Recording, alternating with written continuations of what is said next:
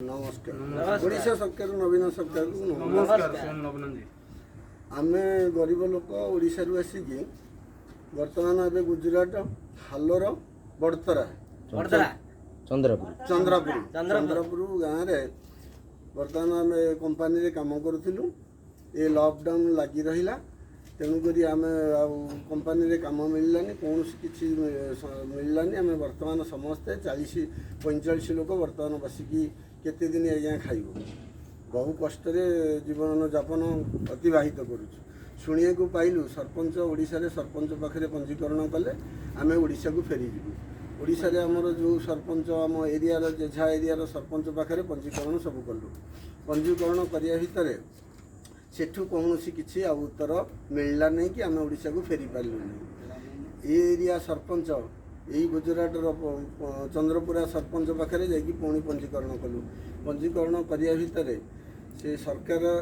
सरपंच आज जीव काली जीव पर दिन जीव इनकी कहीकि आज को 1.5 मास है आमको रखी बसैकी रखी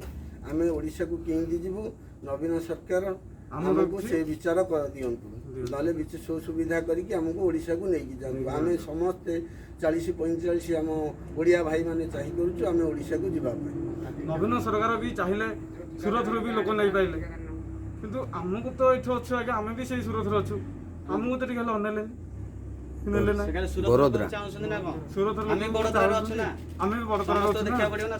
समस्त देखा पड़ो आम भी ये बहुत हैरान अवस्था अच्छु ठिकादार को कहलु आगे आम बस भड़ा कर